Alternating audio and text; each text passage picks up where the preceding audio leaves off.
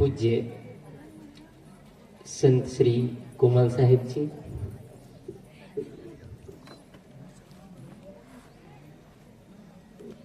संत श्री उमेंद्र साहिब जी,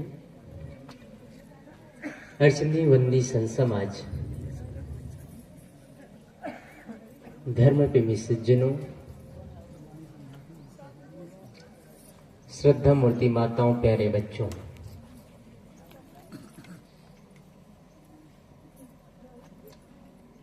हमारे जीवन में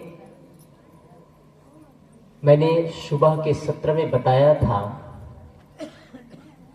कि हम अपने घर का विकास कैसे करें और अपना विकास कैसे करें। स्वर्ग क्या है, घर को स्वर्ग कैसे बनाएं, इस पर कुछ चर्चा करने का प्रयास किया था। एक घटना के आधार पर मैंने संस्कार की भी चर्चा उस पर किया था कि आप जैसा बनाते हैं समाज वैसा बनता है। आप क्या बनाते हैं आपके ऊपर है। आप आने वाली पीढ़ी को कौन सा संस्कार देते हैं आपके ऊपर है। मान्यताओं से जीवन नहीं चलता है। जब तक हम सत्य से रूबरू ना हो जाए तब तक हमको सत्य के प्रति आस्था नहीं होगा। सत्य को समझने का प्रयास करें, सत्य क्या है। इसलिए जीवन में व्यवहार जगत में बहुत सावधानी की जरूरत है। यदि व्यवहार हमारा साफ सुथरा है तो ये आप जानिए कि अध्यात्म भी बहुत अच्छा होगा। यदि व्यवहार में आपकी टकराहट नहीं है, यदि आपका व्यवहार में उलझन नहीं है, तो आप अकेले में बैठेंगे, आत्मचिंतन करेंगे। जब जब अकेले में बैठेंगे आपका मन शांत रहेगा, रिलैक्स महसूस करेंगे। आपको लगेगा कि मुझे जैसे जीवन जीना चाहिए वैसे जीवन जी पा रहा हूं। अन्यथा हर व्यक्ति को शिकायत होती है कि ये ऐसे हैं, वो ऐसा है, वो ऐसा है। शिकायत से समाधान नहीं है। शिकायत छोड़ दो। और यदि बुढ़ापे में सुखद जीवन चाहते हैं तो सबसे बेहतरीन तरीका है कि जो परिवार से मिलता है, जो समाज से मिलता है, उसको स्वीकार करना सीखे और बच्चों की शिकायत करना छोड़ दे, बूढ़े बुजुर्गों का शिकायत करना छोड़ दे, पड़ोसी का शिकायत करना छोड़ दे। आज शिकायतों से भरा जीवन होता है। शिकायत शिकायत शिकायत, क्या मिलेगा शिकायत से? मन खराब हो जाता है। इसलिए शिकायत करना बंद करें जीवन में। शिकायत से समाधान नहीं मिलता है। समाधान मिलता है आपसी सलाह से, और आपसी सलाह नहीं हो रहा है वहां समाधान भी नहीं होगा। इसलिए हमारे जीवन में मैंने एक राजा की घटना बताया कि एक राजा अपने बेटियों की शादी करता है। उसका पूरा क्रम बताया कि कैसे उनकी बेटियां घर जाती है, घर को तबाह करती है, आती है, वो साधना करने लगती है और सुंदर घर का निर्माण होता है। क्या आप भी करना चाहेंगे? आज आए दिन हर घर में शिकायत होती चली जा रही है। पिता और पुत्र का नहीं बन रहा है, माँ बेटी का नहीं बन रहा है, परिवार वाले उलझ रहे हैं। आपको अपने ही बच्चे पूछे, क्या आप बोल सकेंगे? आपको सभी लोग महसूस करें कि आपको अपने ही बच्चे पूछे, पापा या मम्मी आपसे मैं कौन सा आदर्श लूं, तो क्या आप बोल पाएंगे कि मैं जैसा हूं वैसा तुम बन जाओ, मेरे जैसे व्यक्तित्वशाली व्यक्ति बन जाओ? यदि आप ये बोल सकते हैं तो निश्चित ही मैं मानूंगा कि आप वास्तव में सौभाग्यशाली व्यक्ति हैं। एक पंडित था, ब्राह्मण। ब्राह्मणों में लड़की के लिए लड़का ढूंढने जाते हैं। ब्राह्मणों का नियम ये है, ये आपके छत्तीसगढ़ में और पूरे भारत में।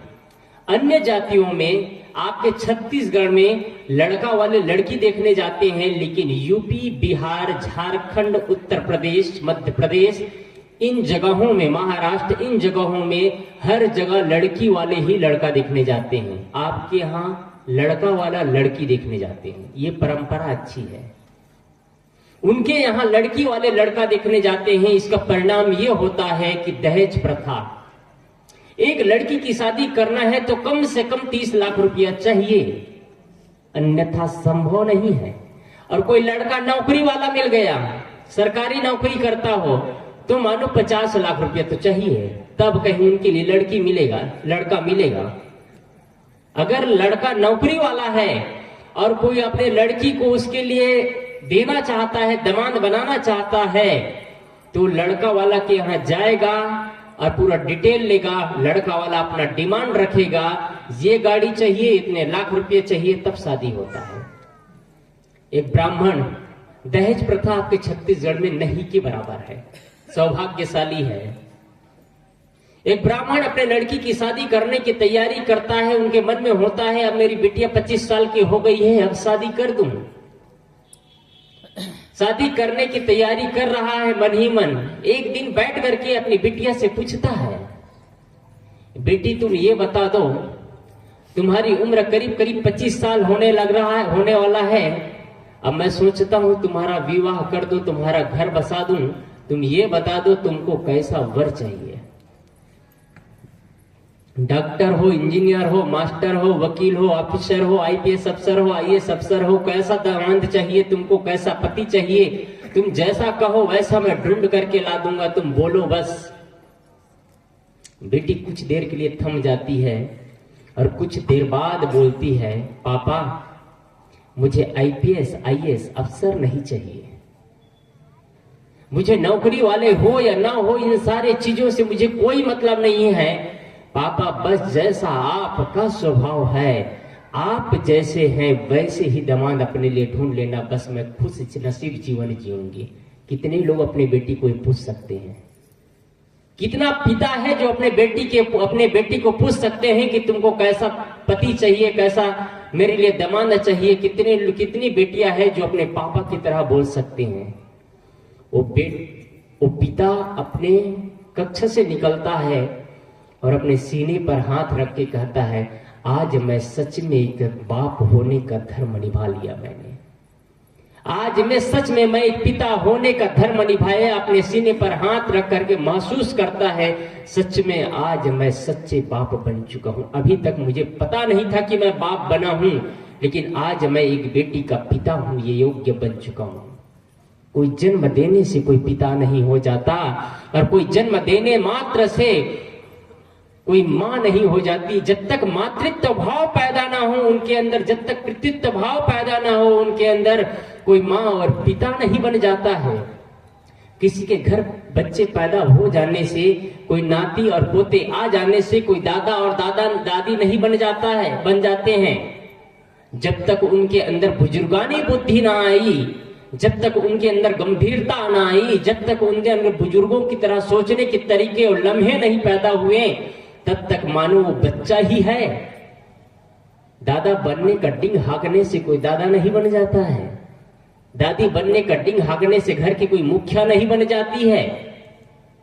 मात्र किसी के घर बच्चे पैदा हो गए और दादा और दादी बन गए। आप मुखिया घर के बनते हैं तो आपके घर के शब्दों में, आपके लफ्जों में वो गंभीरता होना चाहिए, आपके शब्दों में वो लश टपकना चाहिए कि आपके बच्चे आपको स्वीकार कर सके, आपके बच्चे आपके शब्दों को काट न सके, उतना ही बोलिए।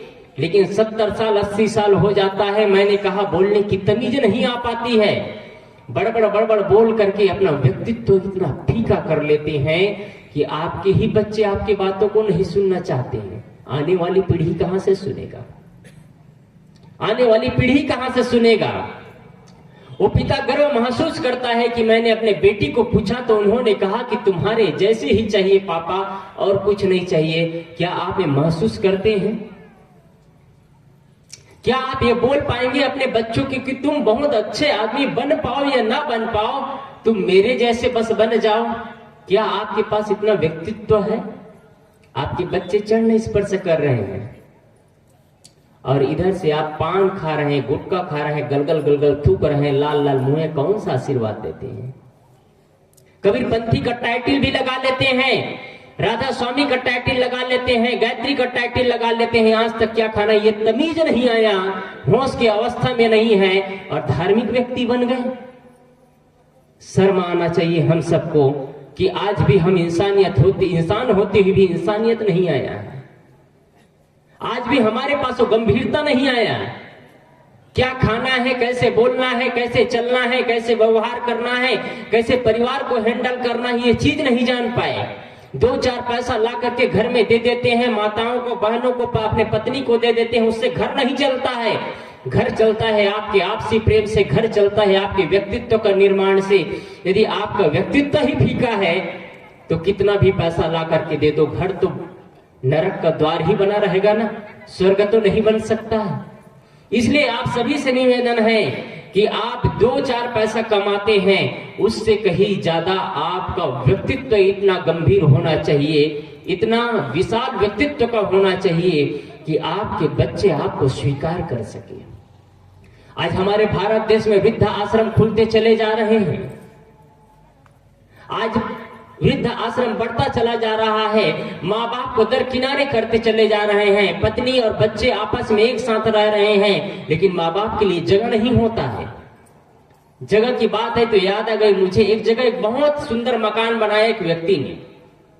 मकान सुंदर बनाया, फॉल सीलिंग करवाया, पूरा ग्रेनाइट बिछाया, पूरा पीओपी लगवाया, सब तरफ मकान बहुत सुंदर।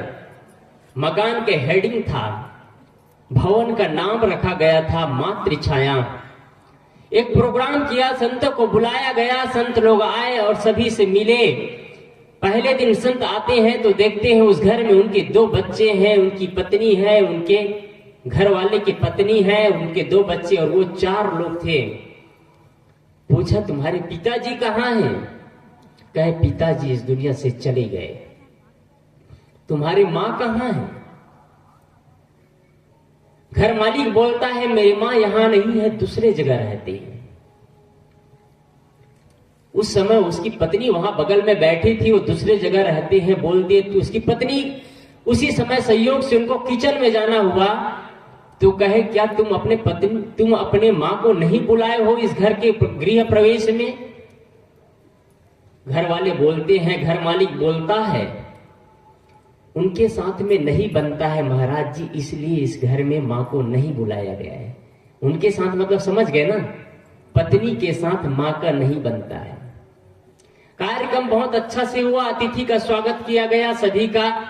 जाते जाते संत ने सबको समझाया कि जब तक जिस घर में बड़े बुजुर्गों को सम्मान नहीं दिया जाता है वह घर घर नहीं होता है, वह घर मानो संसार गृह के बराबर होता है। तुमने घर तो अच्छा बनाया, मकान तो अच्छा बनाया, लेकिन घर में तब्दील नहीं हो पा रहा है। मकान और घर में अंतर है, मकान और घर एक नहीं होता है, इस चीज को याद रखिएगा।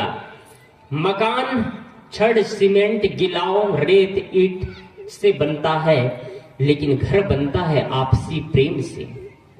घर बनता है आपस के बड़े को सम्मान और छोटों को प्रेम देने से, तब घर बनता है।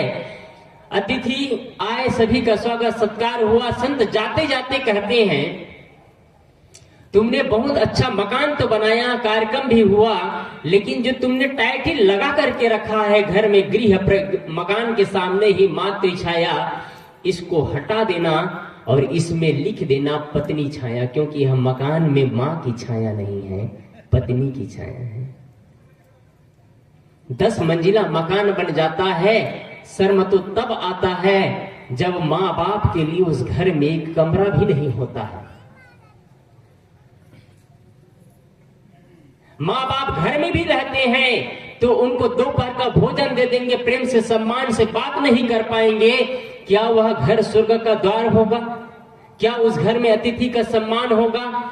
वही माँ बाप है। जब हम बच्चे थे और बचपना में जब माँ बाप हमारा लालन पालन किए तो एक कपाई जोड़ जोड़ करके, खून पसीना एक करके सारे पैसे को दांव पे लगा दिया। बच्चे विकास करते चले गए, बच्चे जिस चीज को माँ बाप कभी कल्पना भी नहीं किए थे, ऐसे ऐसे सुविधाएं अपने बच्चे को देते चले गए। अपनी सारी जीवन की संपत्ति खून पसीना एक करके अंतिम में बच्चे के नाम समर्पित कर दिए। और जब वही बच्चा बड़ा होता है तो माँ बाप को बहिष्कृत करता चला जाता है। इसके जिम्मेदार कौन? बच्चे हैं? बच्चे नहीं हैं। इसके जिम्मेदार माँ और बाप हैं। इसके जिम्मेदार माँ और बाप है, क्योंकि आपने वो परिभाषा ही नहीं सिखाया जीवन में निर्माण कैसे किया जाता है, जीवन का विकास कैसे किया जाता है,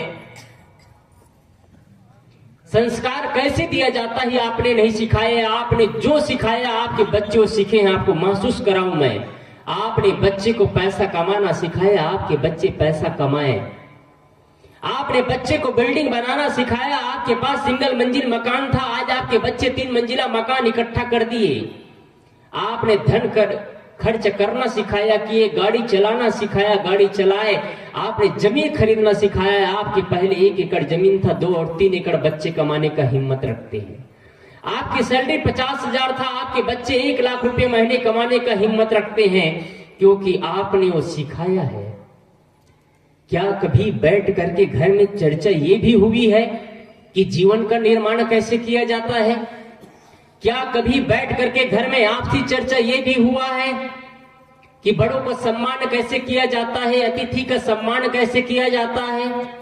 क्या आपके घर में कभी ये भी चर्चा हुआ है कि माता पिता का सम्मान कैसे किया जाता है? आपने जीवन में कभी माँ बाप की थाली लेकर के आरती ही नहीं उतारा तो आप कैसे सिखाएंगे? गलती बच्चे की नहीं, गलती माँ बाप की है। कुछ माँ बाप ऐसे होते हैं जो बच्चे को तो सही दिशा देते हैं, लेकिन बच्चे नक्सलाइट और आतंकवाद की तरह जीवन जीते हैं, उनका दुर्भाग्य है। लेकिन हर माँ बाप से निवेदन करना चाहूंगा कि अपने बच्चे को वो पाठ सिखलाइए। बच्चे आपके जाकर के मूर्ति में पूजा करना नहीं छोड़ता है, क्योंकि आपने सिखाया है इसको। लेकिन माँ बाप के चरण स्पर्श करने में उनको शर्म महसूस होता है, ये भी आपने ही सिखाया है। क्योंकि आज तक आप डेली चरण स्पर्श अपने माँ बाप का नहीं किए तो आपके बच्चे आपका चरण स्पर्श कैसे करेंगे? तो शर्म तो होगा ही। एक संत के पास एक 18 साल का युवक आता है और युवक आकर के संत से मिलता है। संत से कुछ वार्ताएं होना शुरू हुई। वार्ताएं के दौरान संत ने कहा, तुम क्या करते हो? संत पूछते हैं, कहते हैं, महाराज जी मैं पढ़ाई करता हूं। मंदिर जाते हो? बड़े गर्व के साथ वो युवक बोलता है, हाँ महाराज जी मैं मंदिर जाता हूँ। पूजा करते हो? वो लड़का युवक बोलता है, हाँ महाराज जी मैं मंदिर जाता हूँ, पूजा रोज पूजा करता हूँ। क्या तुम अपने माँ बाप का चरण स्पर्श करते हो? वो लड़का का चेहरा नीचे हो जाता है और बोलता है, नहीं। क्यों? शर्म आती है, क्योंकि सिखाया ही नहीं गया है। क्योंकि सिखाया ही नहीं गया है। आपने धन कमाना सिखाया, आपके बच्चे धन कमाए। गाड़ी चलाना सिखाया, गाड़ी चलाए। मकान बनाना सिखाया, मकान बनाए। और नौकरी करना सिखाया तो नौकरी किए। पैसा कमाना सिखाया तो पैसा कमाए। लेकिन जीवन का निर्माण आपने तो नहीं सिखाया ना। आप अपने आप से पूछ लीजिए, कब आपके जीवन के पाठशाला पढ़ाए हैं बच्चे को? कब आपने सिखाया है कि अतिथि का सम्मान ऐसे किया जाता है? कब आप संत और गुरुजनों को अपने घर में प्रवेश द्वार में बुला करके, गृह में अपने बुला करके संत का अतिथि का सम्मान किया है? आपने किया ही नहीं। फिर आप क्यों कहते हैं कि हमारे बच्चे हमारा कहा नहीं मानते? आप जितना करते हैं उससे कहीं ज्यादा आपके बच्चे करते हैं। आप जितना करते हैं उससे कहीं आपके ज्यादा बच्चे आगे बढ़ के करते हैं। आपने ही वो पाठ नहीं सीखा तो आपके बच्चे कैसे पाठ सीखेंगे? इसलिए आप सभी से निवेदन है कि आप अपने बच्चे को वो संस्कार दीजिए कि आने वाली पीढ़ी उजागर होता चला जाए। आपस में प्रेम हो, पति और पत्नी में भी प्रेम होना बहुत ही महत्वपूर्ण है। यदि पति और पत्नी में प्रेम नहीं है तो घर नरक का द्वार बन जाएगा। एक छोटा बच्चा, कल ही मैं देखा एक छोटा सा बच्चा व्हाट्सएप में आया था। लगभग वो बच्चा 4 साल का है और 4 साल का बच्चा है, उसके सामने पति और पत्नी लड़ रहे हैं। वो बच्चा तेज है। कई बच्चे प्रभावी होते हैं जो जन्म से ही तेज तर्रार होते हैं। जो 2 साल में चलना सीख जाते हैं, बोलना सीख जाते हैं और जो कहो मानना काम करना शुरू कर देते हैं 2 साल में ही। 3 साल में बच्चे हारमोनियम बजाना सीख जाते हैं, गौरवशाली बच्चे होते हैं। वो 4 साल का बच्चा देख रहा है कि मम्मी और पापा आपस में लड़ रहे हैं, एक दूसरे का बाल नोच रहे हैं। बगल में एक प्लास पकड़ा था, रिंच, पाइप रिंच होता है इतना बड़ा, और एक हथौड़ी। उनका पापा है वो प्लम्बर का काम करता है, प्लम्बर मतलब नट फिटिंग का काम करता है। बगल में पड़ा है रिंच, पाइप रिंच पड़ा था और एक हथौड़ी। दोनों उठा करके लाता है वो बच्चा और अपने मम्मी को पाइप रिंच को पकड़ाता है और अपने पापा को हथौड़ी पकड़ाता है, तुम बाल न नचो, इससे टक्कर लो। क्या सीखेंगे आप? आप अपने ही बच्चे के सामने लड़ रहे हैं। नहीं लड़ना चाहिए। एक व्यक्ति संत के पास गए और पूछते हैं, बैठे थे, कहे आपस में प्रेम से रहा करो, कभी लड़ाई झगड़ा मत हुआ करो, बच्चों के सामने कभी लड़ा मत करो। इतना में एक बहन पूछती है, क्या महाराज जी बच्चे नहीं रहे तब तो लड़ सकते हैं ना? कहे कि बच्चे के सामने मत लड़ा करो। तो बहन पूछती है, बच्चे ना रहे तब तो लड़ सकते हैं ना? तब तो और मत लड़ना, नहीं तो तुम क्या करोगे पता ही नहीं है। इसलिए लड़ते झगड़ते जीवन को बर्बाद मत करिए। आज छोटी छोटी बातों में टकराहट पैदा हो रहा है, घर में वैमनस्य पैदा होता चला जा रहा है, लड़ाई केंद्र में बन चुका है। आपके घर में संपत्ति है, आपका घर सुंदर है, मकान अच्छा बना हुआ है, परिवार के लोग अच्छे हैं, पर भी जीवन में शांति नहीं, तो कब आप जीवन में महसूस करेंगे शांति को? अभी बहुत सुंदर चर्चा सुन रहे थे कि यदि बच्चे पास नहीं हो रहे हैं तो बेल की पत्ती चढ़ा रहे हैं। मैं जो कहे हैं कथावाचक, उनके क्षेत्र में सीहोर जिला में मैं 2 बार प्रोग्राम में गया हूं। पिछले साल भी गया था, 2 बार मैं गया हूं प्रोग्राम में। सीहोर जिला में एमपी में उनका कार्यक्रम नहीं चलता है, एमपी में उनके कार्यक्रम नहीं चलता है। आपके छत्तीसगढ़ में 6 महीना में 6 बार कार्यक्रम हो गया। कुकरेल में हुआ था, बालोद के पास हुआ था, भिलाई में सेक्टर में हुआ था, भिलाई सेक्टर में हुआ था, दुर्ग में हुआ था, रायपुर में हुआ है। 6 महीना में 6 बार कार्यक्रम हो गया। आप पूरा पुराण पलट लीजिए, मैं नहीं कह रहा हूं बनी बनावटी बात। कबीर पंथ यदि कोई प्रवक्ता होगा वो बनी बनावटी बात नहीं कहते हैं, वही कहेंगे जो सत्य हो और सार्थक उतरे। आप पूरा पुराण पलट लीजिए, जितना वो टोटका पुराण नया निकाल दिए है ना, वो पुराण में कुछ भी नहीं है। आप पलट करके देख लीजिएगा। आपके घर में कोई समस्या आ रही है, विपत्ति आ रही है, 7 बेल के उसके फल को भोलेनाथ में चढ़ा दो, आपके घर के समस्या का समाधान हो जाएगा। क्या ये नौटंक कहना चाहिए, कर्मकांड लगा करके नौटंकी करके जीवन का उद्धार कर पाएंगे? अपना जेब भरने के लिए लोगों को गुमराह करना, और यही सब बिजनेस व्यापार बन चुका है आज। कोई कथा व्यास गद्दी में बैठ करके कहता है कि वट वृक्ष में पानी चढ़ाओ, कोई कहते हैं पीपल में पानी चढ़ाओ, कोई कहते हैं नीम में पानी चढ़ाओ, कोई कहते हैं भोलेनाथ में पानी चढ़ाओ, कोई कहते हैं श्री राम के जा करके उपासना करो, कोई गंगोत्री में जाओ, कोई हरिद्वार में जाओ, कोई महाकुंभ में जाओ। ये लोग ये क्यों नहीं कहते कि अपने जीवन के बुरे कर्मों को सुधार लो, जीवन का निर्माण हो जाएगा? ये चीज क्यों नहीं बताते हैं? यहां पानी डालो, वहां पानी डालो, इससे पानी डालने से समाधान नहीं है। कर्म को सुधारो तो जीवन सुधरेगा, और कर्म खराब रहेगा तो जीवन कभी नहीं बदलने वाला है। इसलिए संत कहते हैं, कर्म कमाए आपने निष्फल कभी न जाए, बोया पेड़। आगे क्या है मैं बोलवाना चाहता था, आप लोग जानते हैं, मतलब आप लोग ये जानते हैं कि बोया पेड़ बबूल का आम कहां से खाए। यदि हमने कटुता बोया है, यदि हमने धान बोया है, तो गेहूं का फसल नहीं काटेंगे। तो आप ये भी जानते हैं कि यदि हम कटु बोएंगे तो हमको कटुता ही मिलेगी। तो फिर कटु क्यों बोते हैं? आप सब बोते हैं कटु। आप अकेले में बैठ करके पूछिएगा। आप लोगों को एक मंत्र दे करके जा रहा हूं मैं। यदि घर को स्वर्ग बनाना चाहते हैं, घर को स्वर्ग बनाना चाहते हैं, एक मंत्र याद रखिएगा, स्टार्ट करिए सुबह से। ये आपके भविष्य से, जन्म से लेकर के बुढ़ापे तक काम आएगा। आप किस मत वंश से हैं, किस संप्रदाय से हैं, किस गुरु को मानते हैं, ये महत्वपूर्ण नहीं है। महत्वपूर्ण है आप अपने जीवन के लिए क्या करते हैं। बिस्तर से सुबह उठते हैं आप, जितना बजे उठते हैं सुबह सुबह, 5 बजे, 6 बजे, 7 बजे, 8 बजे, जब आपकी मर्जी हो उठते हैं। अच्छा होगा कि आप जितना जल्दी उठ जाए उतना अच्छा है, लेकिन आपकी परिस्थिति कोई 12 बजे सोता हो, उनको कहा जाए तुम 4 बजे उठो तो संभव नहीं है। इसलिए कोई जरूरी नहीं है कि आप 4 बजे उठे। आप जब भी उठते हैं 4, 5, 6, 7, 8 जब भी उठते हैं उठिए। बिस्तर से उठते ही आपको 24 घंटा में समय नहीं मिलता है।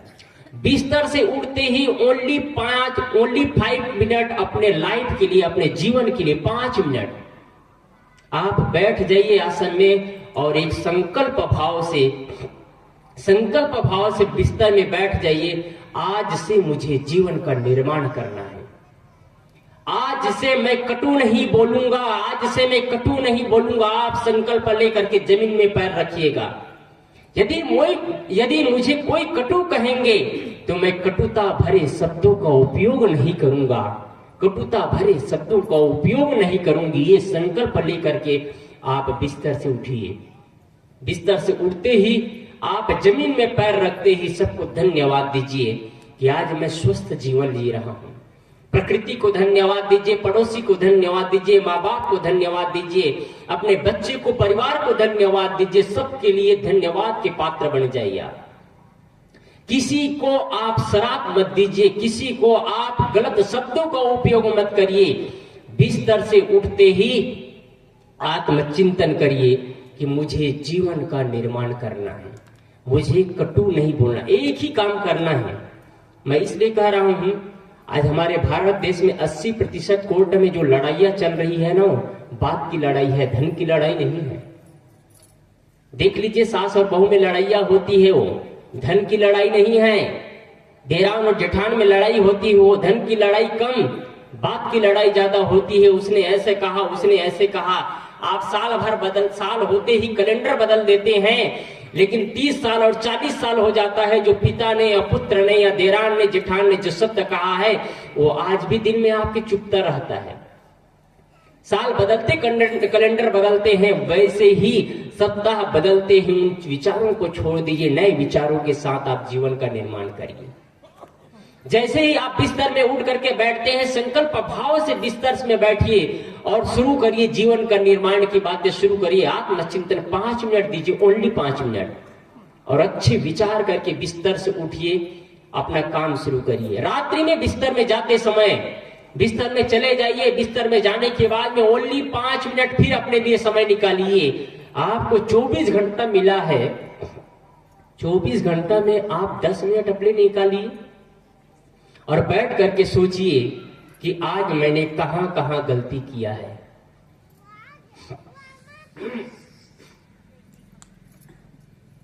आप बैठ करके आत्मचिंतन करिए कि मैंने कहां कहां गलती किया है, उन गलती को सुधारने का प्रयास करिए। एक व्यापारी होता है, जब रात्रि में बिस्तर में अपने घर जाता है तो घर जाने के बाद में काउंटेट करता है कि इतना लिया, इतना दिया, बचा कितना। आप अपने जीवन के लिए आप नहीं कर सकते। अपने जीवन के लिए आप खुद टेली करिए, अपने जीवन को खुद से देखिए। आप जीवन का हानि और लाभ अपने लिए खुद करिए और देखिए मैंने कहां कहां ऐसे शब्द बोला जो नहीं बोलना चाहिए था। कल के लिए फिर से पुनः प्रयास करिए, आपका जीवन बदल जाएगा। आप प्रयास ही नहीं करेंगे, लड़ते और झगड़ते रह जाएंगे तो जीवन नहीं बदलेगा। जीवन का निर्माण करना आपके हाथों में है। घर को स्वर्ग बनाना आपके हाथों में है। आपके बच्चे घर में बैठे हैं, भाव भरे और शब्दों से, सम्मान भरे शब्दों से आप बच्चों को आदर और सत्कार दीजिए। बड़े बुजुर्गों को सत्कार दीजिए। आपस में सास और बहू लड़ते मत रह जाइए। आए दिन आपस में सास और बहू लड़ते रहते हैं। अच्छे अच्छे पढ़े लिखे लोग लड़ते हैं। एक जगह सास और बहू में लड़ाई चालू है, ये हर गांव में हो रहा है, प्रत्येक घर में होता है। छोटी छोटी बातों में लड़ाइयां शुरू हो जाती है। लड़ाई लड़ते लड़ते परिणाम ये होता है कि अंतिम में घर की जो मुखिया है, घर के जो सासू माँ है, बहू से लड़ नहीं पाती है। अंतिम में रोते रोते अपने कमरे, अपने कक्ष में चली जाती है। तेज तर्रार बहू है, रोते रोते कमरे में चली जाती है उनकी सासू माँ। ये रोज घटना एक उनका सुपुत्र देखता है। उनका सुपुत्र देख रहा है कि माँ और दादी में रोज लड़ाई है। लड़ाई का अंतिम परिणाम ये होता है कि रोज दादी माँ रोते रोते कमरे में चली जाती है। एक दिन उनके पीछे पीछे उनका पोता जाता है और पोता अपने दादी माँ का पल्लू उठाता है और आंसू पोंछता है। आंसू पोंछते पोंछते क्या बोलता है वो बोलता है, माँ, अपनी दादी माँ को बोल रहा है, दादी माँ तुम रो मत। आंसू पोंछ रहा है और बोल रहा है कि दादी माँ तुम रो मत, मेरी माँ बहुत दुष्टा है और जब मैं भी बड़ा हो जाऊंगा और मेरी भी शादी हो जाएगी तो मैं अपने पत्नी से कहूंगा कि तुम अपने सासू माँ की कभी सेवा मत करना, क्योंकि तुम्हारी सासू माँ अपनी सासू माँ से रोज लड़ाई किया करती थी। आप क्या संस्कार देते हैं? आप अपने बच्चों को क्या संस्कार देते हैं? घर में एक शांति का वातावरण होना चाहिए। एक शांति का वातावरण होना चाहिए। घर में शांति का वातावरण नहीं हो पाता है तो जीवन कैसे बदलेगा? आश्चर्य की बात तब होती है जो अच्छे पढ़े लिखे लोग हैं, ऑफिस में जाकर के काम करते हैं, लेकिन कभी अवसर आता है तो ड्रिंक लेना नहीं छोड़ते हैं और कहते हैं घर को स्वर्ग बनाना चाहते हैं। कहते हैं हम धार्मिक है, टाइटल लगाना नहीं भूलते हैं, हम अच्छे घर से हैं। कौन से अच्छे घर से हैं? ये शराब पीना मूर्खों का काम है बस। और कुछ मूर्ख लोग बड़े गर्व से कहते हैं कि हम छत्तीसगढ़ में अपना राजस्व विभाग का तो हम ही लोग चला रहे हैं। राजस्व विभाग मतलब समझ रहे हैं आप लोग कि जो शराब बिक्री होती है ना, उससे जो पैसा मिलता है उससे सरकार के कोष में जाता है, वो राजस्व विभाग में काम आता है। यानी कुल मिलाकर के पूरे भारत में जितनी शराब बिक्री से करोड़ों रुपया सरकार को छत्तीसगढ़ में मिलता है, उतना पैसा कहीं नहीं है। इतना शराब की बिक्री होती है।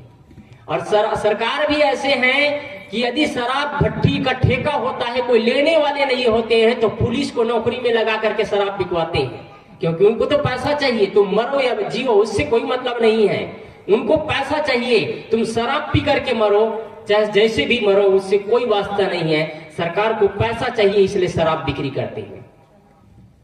और वोट के समय कहते हैं कि हम शराब भट्टी भी बंद कर देंगे। नहीं बंद करने वाले हैं। शराब पीने वाले सावधान हो जाए। आप अच्छे धार्मिक, आपके बच्चे आपके आहे देखते रहते हैं। पापा आएंगे, मम्मी आएंगे। किसी ने कहा है पापा दिन में 2-4 पैसे कमाते हो, उसको भी तो शराब में लुटाते हो। 2-4 पैसा कोई कमा करके आता है और घर में प्रेम ना हो, माता पिता के प्रति, बच्चों के प्रति प्रेम ना हो, तो वो भी पैसा शराब में लुटा दिया जाता है। शराब पीने वाले शराब ही नहीं पीते हैं। मैं ये बात हर जगह कहा करता हूं, शराब पीने वाले सिर्फ शराब नहीं पीते हैं। सौभाग्य की बात यह है कि माताओं में कोई नशा नहीं है। कोई माँ होती है सौभाग्यशाली जो गुड़ाखू घसती है। सौभाग्यशाली माँ है, कोई बिरला होती है जो गुड़ाखू लेकर के घसती रहती है और पता चलता है कुछ सालों बाद में उसके पेट में गोला हो गया है। और भाइयों में तो बहुत ज्यादा सौभाग्यशाली है जो गांजा, चरस, बीड़ी, सिगरेट, तंबाकू, गुटखा, ये सारे चीज, अंडा, मांस, मछली तो बहनों भी माहिर है, चित करके खाने वाले हैं। और धार्मिक भी है, राम की उपासना भी करते हैं, हनुमान चालीसा की पाठ करते हैं और अपने आप को कबीरपंथी भी कहते हैं, राधा स्वामी भी कहते हैं।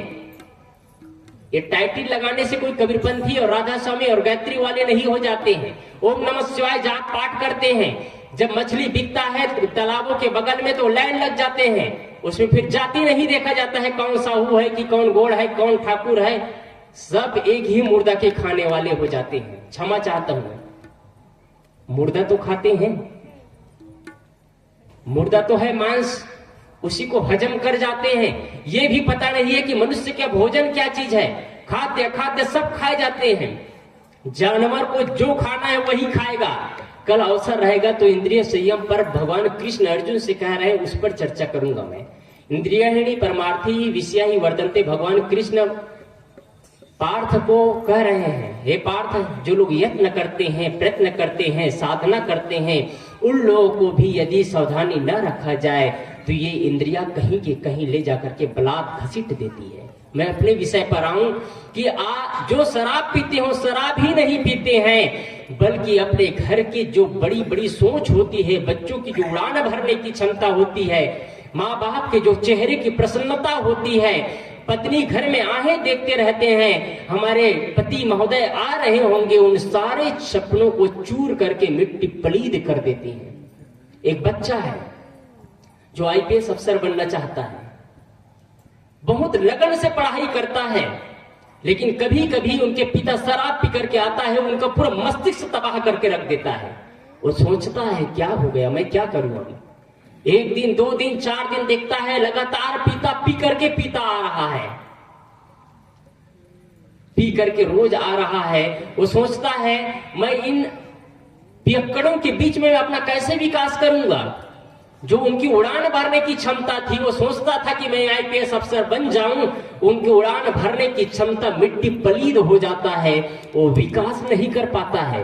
आपके एक गंदे हरकत की वजह से पूरा परिवार तबाह हो जाता है, आपके एक गंदे हरकत की वजह से पत्नी परेशान हो जाती है, आपके एक गंदे हरकत की वजह से माँ बाप के चेहरों का मुस्कान और चेहरे की प्रसन्नता उड़ जाती है। क्या आप ऐसे जीवन नहीं जी सकते कि आपकी वजह से घर और परिवार को सहायता मिल सके। मैं कल कहा था बहनों के लिए कि आपकी वजह से याद रखना कि घर और परिवार न टूटने पाए, आपकी वजह से घर परिवार बिखरने ना पाए। आज भाइयों से कहना चाहूंगा कि आपकी वजह से कहीं आपके घर के जो बच्चे की उड़ान भरने की क्षमता है, आपके वजह से आपके घर के माँ बाप सोचते हैं कि मेरे बेटे आएंगे, मेरे से बातें करेंगे, वार्ता करेंगे, मेरे पास बैठेंगे, जो उनकी मन की प्रसन्नता है, जो चेहरे का मुस्कान है, वो ना उड़ने पाए। याद रखना, नहीं तो आप जैसा पापी आदमी इस दुनिया में कोई नहीं होगा।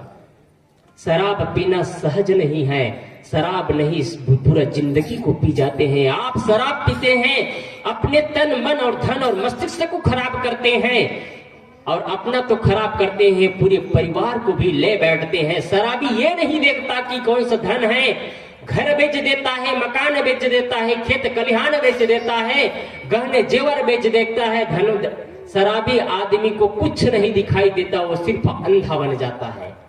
शराब मत पीना बाबा, नहीं तो पागल फिरोगे बाजार में।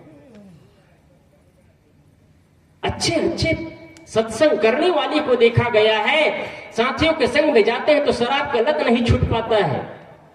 लत एक बार लगता है, जीवन भर छुड़ाने में समय लग जाता है। फिर हम जिन चीजों को आसानी से बोल देते हैं 2-4 मिनट में, उनको जीवन भर लग जाएगा कि कैसे बदलूं, कैसे बदलूं। इसलिए आप सभी से निवेदन है कि लत ऐसे बनाना, आचरण ऐसे करना, व्यवहार ऐसे करना कि आपके घर में आपके बच्चे आपका सम्मान कर सके। एक जगह है, मैं नगरी क्षेत्र में जाता हूं, वहां एक बड़े बुजुर्ग हैं, बहुत पैसा कमाते हैं, पैसा तो बहुत कमाते हैं, लेकिन शराब इतना पीते हैं कि उनके ही बच्चे अपने माँ बाप का सम्मान नहीं कर पाते हैं, माँ बाप को तिरस्कृत करते हैं। सम्मान की वजह से माँ बाप का चरण स्पर्श तो जरूर कर लेते हैं, लेकिन माँ बाप के लिए श्रद्धा और भाव नहीं होता है। आप सोचिए, आपके ही बच्चे आपके प्रति श्रद्धा और भाव न रखे तो आपको कैसे लगेगा, आपको कैसे, आप फीलिंग करके देखिए कि आपके ही बच्चे आपके प्रति श्रद्धा और भाव न रखे तो आपको कैसे महसूस होगा। और यदि आज आप अपने माँ बाप के प्रति श्रद्धा और भाव नहीं रखते हैं तो माँ बाप को कितना दर्द महसूस होता होगा। क्या इसीलिए आपको पैदा किए कि मेरे बच्चे मेरे आगे बढ़ने के बाद मुझे छोड़ करके मुझे किनारे कर दे? उनकी वेदना, उनकी पीड़ा को आप समझ पाएंगे? यदि आज आप उनकी वेदना और पीड़ा को समझ लेंगे तो आप अपने बच्चे को विकलांग होने नहीं देंगे। आज हर माँ बाप अपने बच्चे को विकलांग बना रहे हैं, हर माँ बाप अपने बच्चे को विकलांग बना रहे हैं, भगवान के भरोसे पर टिका रहे हैं। भगवान के भरोसे पर चर्चा चल रही थी ना अभी कि भगवान सब कुछ कर सकता है, एक वर्ड को नहीं बदल सकता है, 9 का 8 नहीं कर सकता है। क्या आपके जीवन को खाक बदलेगा? भगवान के भरोसे मत बैठे रहिए। आपने बनाया है भगवान को, आप देते हैं तब उसकी पूजा होती है, आप पूजा नहीं करते तो पूजा नहीं होती है। आप उस भगवान की पूजा नहीं करेंगे तो चल सकता है, लेकिन ये जो प्रकृति द्वारा प्रदत्त भगवान है, जिसे आप कह सकते हैं भगवान का भेजा हुआ, हम उसे प्रकृति के शाश्वत नियम कहते हैं। ये प्रकृति द्वारा प्रदत्त भगवान है। जो इंसान बैठे हैं, इधर देवी है इधर देवता है, इन भगवान ये असली भगवान है। यदि इंसान में यदि किसी को भगवान नजर नहीं आया तो ढूंढ लो पूरी दुनिया को, मिट्टी पत्थर को, कहीं भगवान नहीं मिलने वाला है, कहीं नहीं मिल सकता, ये चीज पक्का है। इसलिए इंसान में भगवान ढूंढिए। आप मंदिर मत जाइए, चलेगा, लेकिन आपसे निवेदन करना चाहूंगा कि आप अपने घर को मंदिर बना लीजिए। आपका पूरा घर मंदिर का द्वार होना चाहिए और घर में जितने सदस्य वही देवी देवता होना चाहिए। उस घर में अलग से मंदिर कक्षा हो, अलग से भगवान की कक्षाओं को कोई जरूरत नहीं है। आप जैसे ही घर में प्रवेश करते हैं, मानो मैं मंदिर में प्रवेश कर चुका हूं, और मंदिर में प्रवेश करने के बाद असभ्यता नहीं, कटु कुठार नहीं, कटुता नहीं, अभद्रता नहीं, प्रेम और करुणा का भाव होना चाहिए। बस मंदिर में प्रवेश करने के बाद कोई गाली नहीं देता है, कोई निंदा और चुगली नहीं करता मंदिर में प्रवेश करने के बाद। और सबसे बड़ा मंदिर आपका घर मंदिर है। आप घर में जैसे ही प्रवेश करते हैं, मानो भगवान के कक्ष में आपने प्रवेश किया है। वो भगवान का कक्ष है, जहां आपका पैदा हुआ है, वो भगवान का कक्ष है। क्या इससे बड़ा भगवान का कक्ष हो सकता है? जहां आपका पैदा हुआ हो, जहां आपका पैदा हुआ, जहां आप पैदा जहां लिए, जहां आपका लालन पालन हुआ है, इतना बड़ा भगवान के मंदिर से बढ़कर के कहां भगवान का मंदिर मिलेगा आपको? आप महसूस करिए। एक ऐसा मंदिर जहां मुझे माँ ने 9 माह कोख में रखा है, एक ऐसा मंदिर जहां माँ ने मुझे शून्य से लेकर के 25 साल तक मुझे जीने के तरीके और लम्हे सिखाए हैं। मैंने ना जाने कितने गलत काम किए होंगे, ना जाने कितने बार मैं अभद्रता किए होंगे, ना जाने कितने बार माँ को और पिता को गाली और दिए होंगे और तमाचा मारे होंगे, लेकिन उस तमाचा को भी माँ बाप ने प्यार और स्नेह समझ करके हमको गले से लगाया है। और आज वही माँ बाप को हम त्रिस्कित भरे शब्दों से उपयोग करते हैं। कैसा चुभता होगा उस माँ और पिता के दर्द। क्या आपका घर स्वर्ग बन जाएगा? आत्मीय बंधुओं, इसलिए मैं कल और आज 2 दिन के विशेष चर्चा में मैंने घर को स्वर्ग कैसे बनाना है, इस पर विशेष चर्चा करने का प्रयास किया। कल भी मैंने ये बताया, बार बार मैं वही चीजों को कहता हूं कि आपको 3 बार 4 बार अवसर मिलता है। और भाइयों से निवेदन करता हूं कि आप अपने में इतना अडिग रहिए, इतना अडिग रहिए कि आपके घर भागने ना पाए, आपके घर में कहीं विखंडता पैदा ना होने पाए। आप अपने माँ बाप को, आप माँ बाप के आंखों में आपकी वजह से आंसू ना आने पाए, आपकी वजह से माँ बाप के आंखों में आंसू ना आना पाए, आंसू ना आने पाए, और माँ बाप कभी दुखी ना हो, तो सच में आप एक सुपुत्र कहलाने लायक है और सुपुत्री कहलाने लायक है। तब कहीं आपका घर स्वर्ग बनता है, तब कहीं आने वाले पीढ़ी संस्कारवान बनते हैं। याद रखिएगा कि आने वाले पीढ़ी आपकी बुढ़ापे की लाठी है। आपने बैंक में कितना बैलेंस इकट्ठा करके रखे हैं, ये महत्वपूर्ण नहीं है। महत्वपूर्ण है आप अपने बच्चों के जीवन में कितना संस्कार इंक्लूड किया है। संस्कार रूपी बैंक में आप संस्कार रूपी धन इकट्ठा करके रखे हैं। बच्चों के अंदर कितना संस्कार इंक्लूड किए हैं। आप बैंक में बैंक बैलेंस किए रहेंगे, और बैंक बैलेंस आपने 4000 का किया है, आपने चेक काट दिया गलती से 6000 का, उसका परिणाम जानते हैं? आपको 600 रुपया का फाइन भी लग जाएगा और आपका चेक भी निरस्त होगा। आप अपने बच्चों को जितना संस्कार नहीं दिया है, उससे कहीं ज्यादा आप अपेक्षा रखेंगे तो आपको क्या मिलेगा? परिणाम वही तो मिलेगा जो बैंक में होता है। इसलिए ऐसा संस्कार इंक्लूड करिए बच्चे के अंदर कि आपके बुढ़ापे के मजबूत लाठी बन सके। आपके बुढ़ापे में लाठी हो या ना हो कोई जरूरत नहीं, यदि बच्चे को आपने सही संस्कार रूपी लाठी दे दिया है, संस्कार रूपी धन इकट्ठा किया है बच्चों के अंदर, तो आपके बुढ़ापे में, भविष्य में बुढ़ापे की लाठी आपके बच्चे होंगे, तो निश्चित ही आपका जीवन संवरता चला जाएगा, परिवार स्वर्गमय बनता चला जाएगा और आप अपने परिवार में आनंद की जिंदगी जिएंगे, अपने घर में, परिवार में उत्साह का जीवन जिएंगे। एक महत्वपूर्ण वाक्य, जिस घर में, मैंने सुबह कहा कि जिस घर में भाई और भाई आपस में प्रेम है, देरान और जेठान, उस घर में रोज होली का त्योहार है। और जिस घर में रात्रि के समय एक साथ बैठ करके ईटिंग और मीटिंग है, माँ बाप का सम्मान कर लिया जाता है, मानो रोज दीपावली का त्योहार है। आप रोज त्योहार मनाएं, सदगुरु कबीर की बातों को याद कर रखें, नित्य अमावस, नित्य संक्रांति, तो निश्चित ही आपके घर और परिवार में स्वर्ग का आगमन होगा, आपके घर के बच्चे अवश्य ही संस्कारवान होंगे। बोलिए सदगुरु।